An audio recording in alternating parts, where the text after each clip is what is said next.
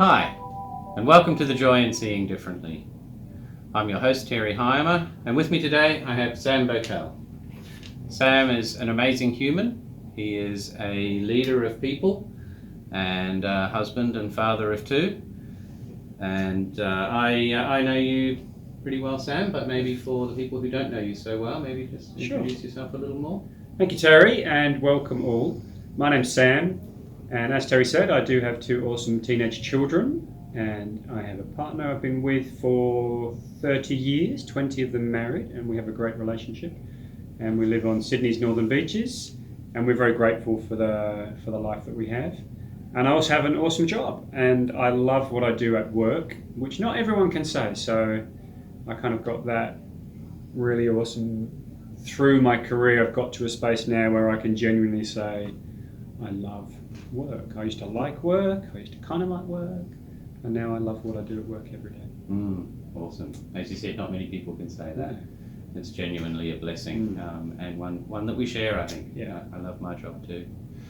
So, the joy in seeing differently. What does that mean for you? So seeing differently is something that I think a lot of people believe that they can't do, and that actually that our mind is maybe fixed, or the way we react to things, it's just kind of how it is.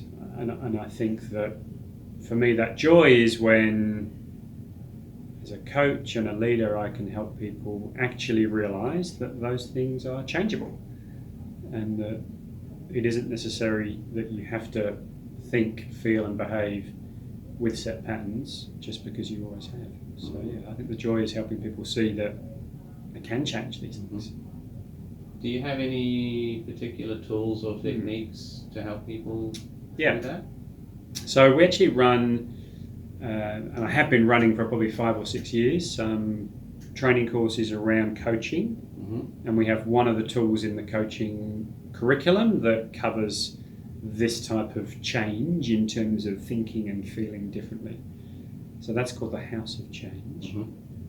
And as a tool, it helps people reflect on the situation, on how they're behaving, how they're thinking and how they're feeling, unpacking those emotions, and then almost reprogramming their mind to think differently, to feel differently, which then actually helps them behave differently. So very powerful.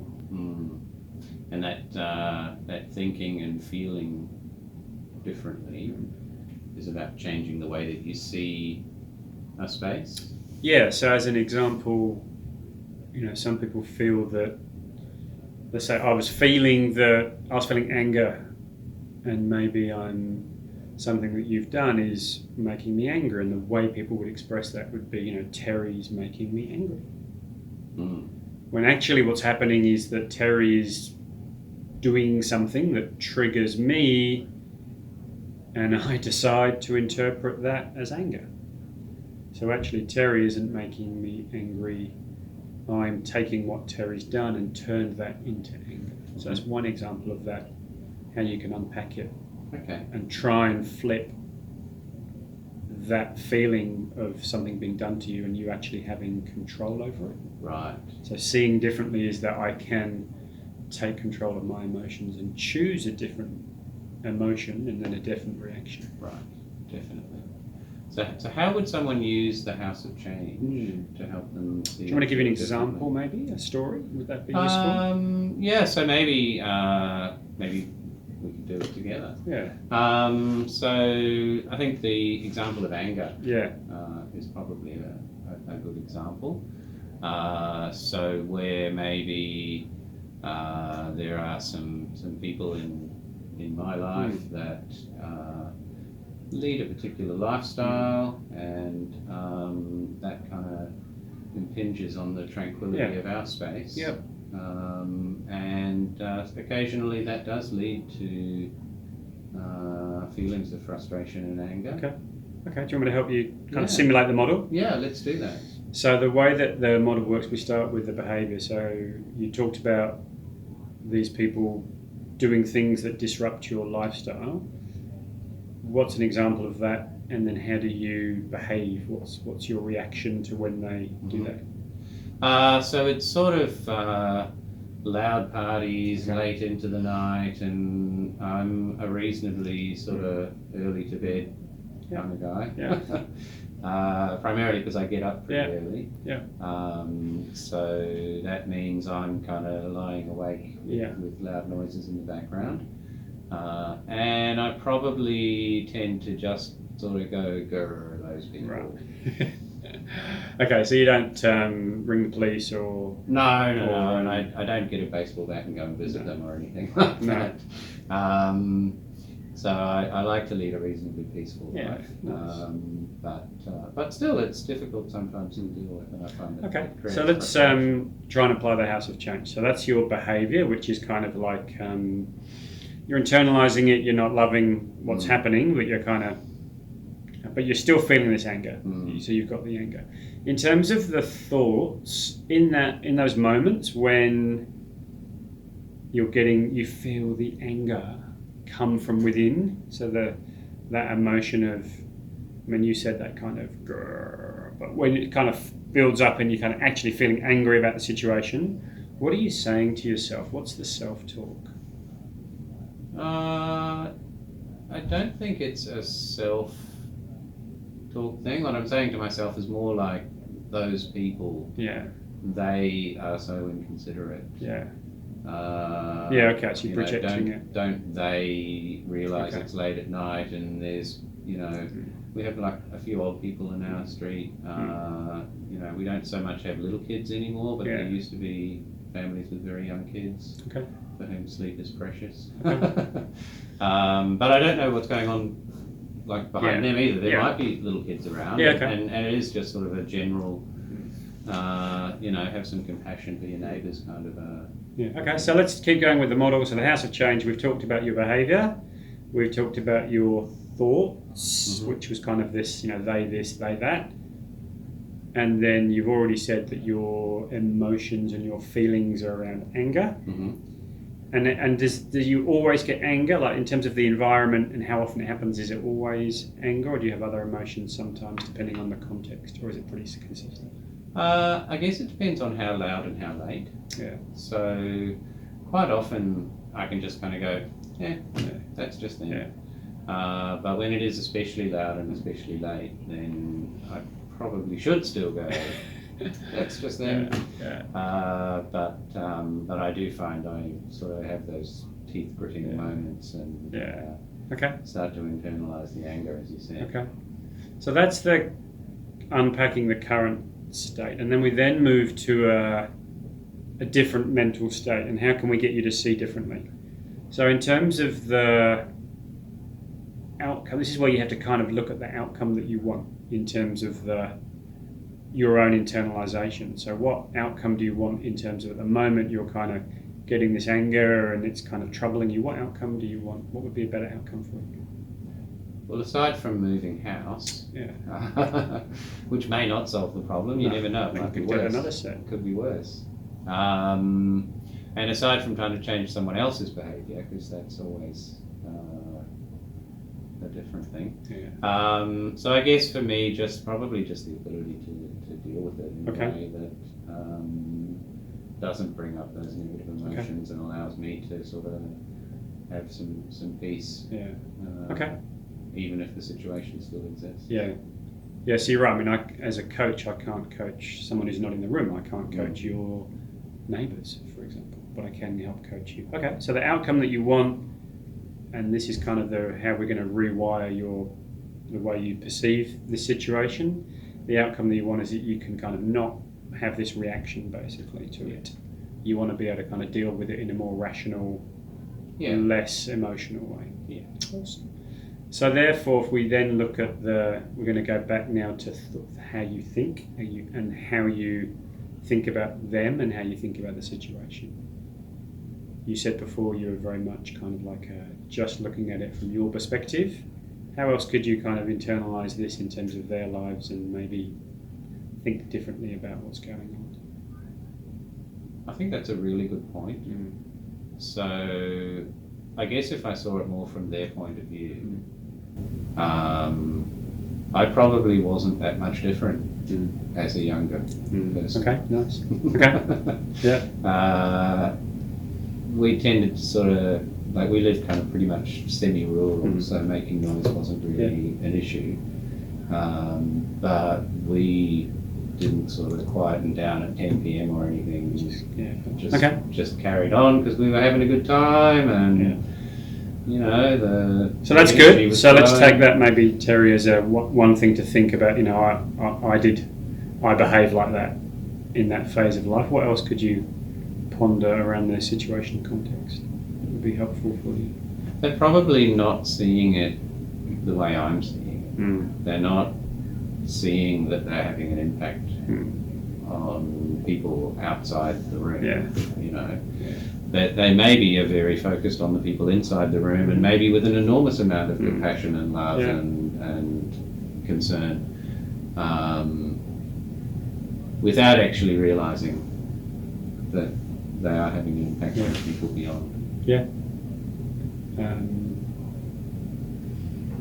So in terms of your how you can internalize that differently then, in terms of your perspective on them, how could you flip the thought process in your attitude towards them? Because at the moment you've got this, they're doing this, they're annoying me, they're making all this noise. You've already kind of said, well, maybe I used to be like that. What else can you add to that thought process in terms of other different ways of looking at the situation? I think just see it from their point of view with a little compassion. And maybe just remind myself that there's no intent to annoy, and there's no intent to create anger or frustration. That's just me responding okay. to the situation. That's nice. Okay. So if you could, let's imagine then it's the middle of the night, or you're trying to get to sleep and you hear the noise, and you think to yourself, I used to do this, and you also think to yourself that reflecting on their situation and trying to be a bit more compassionate towards them, how would that make you feel? What emotions would you have if you could take that more rational, reflective view of it? How would you feel? I think that would leave me feeling a lot happier. Certainly not angry and frustrated. Give me a different feeling, because happy is a difficult one. Give me another feeling that isn't. So you've got anger and frustration at the moment. What would be another feeling if you could kind of flip the mindset? I guess it would just help more to sort of maintain a more calm, sort of peaceful state of mind. Okay, so trying to feel calm rather than angry. Okay. The last bit of it, we'll just get to the last bit. The last bit of the House of Change is around how do you remember these thoughts and feelings, because it's about that perspective and seeing differently. But how do you remember it? I'm glad you said that. How do you remember myself in the heat of the moment? In the heat of the moment. So you're lying in bed tonight, you hear them and you get this anger. You need a cue, and it's an environmental cue. So you need something in the space around you, or something that's going to help trigger these different thoughts and feelings. So that, is there anything in the space that you're in terms of that might help you, a physical object in the room that might help you remember these thoughts and feelings? Usually it's kind of a physical object or a thing you might do. You might touch your wedding ring to remember there was a time before when you were not, before you were married, when you made all this noise. So there's something, I want you to have some sort of thing that you use as a cue to remember the thoughts and feelings. I quite like the idea of the ring. What else have you got? Your bracelet as well? Does that remind you of youth? No, probably more the ring. Okay. And not that stopped youth or anything. No. It's just that prior to that was a different phase. So how about you try that? So as I said, this is going to help you change your perspective on the situation. You hear the noise, you touch your ring, and what are you going to think inside your head? I used to do that. Yeah, I used to be just like that. They're just being themselves. and they don't know that they're having this impact. And that the impact is purely in my own space. It's not something they intended to create. Nice. And then hopefully you will touch the ring, you'll remember those thoughts, you will then feel calm. And then the next step, you've got to get back to sleep. And for that, you might need earplugs. I can't help you with that. That next bit, you've got to figure out how do you create the noise, the noise proofing to get yourself back to sleep. That's another topic. Yeah, and but I think even if I can't cancel the noise, and noise cancelling earphones are always a choice, but I think just feeling better about the situation will definitely be very, very helpful. So Terry, hopefully that will help. Yeah, thank you. So thank you, Sam. Pleasure. So House of Change, a really fabulous tool that already, just in that short example, has helped me to see something differently. And maybe our viewers can try that approach. Would you say it's necessary to have a coach to help you through the House of Change? Firstly, this tool, if you use it, can bring out quite deep thoughts and feelings. So I would recommend that you only use it with people that you have a close relationship with. So don't just have these deeper conversations with anybody. So make sure you're in a relationship with somebody and you've got trust before you go there. You can actually use it on yourself. Okay. So I have actually, in situations where I've had some difficulties, I've actually self-coached using the House of Change. Right. But I've also used it outside of work to help my kids through difficult situations like bullying and kind of anxiety with schoolwork. Again, a lot of that is helping them see differently so they can get more joy. Right. Awesome. I will also add some links in the show notes, so if you'd like to read more about the House of Change, Awesome. You can do that. And so thank you very much, Sam. Thanks for sharing. Pleasure. House of Change, a way to see things differently so you can have joy. Thank you so much. Thank you, Terry.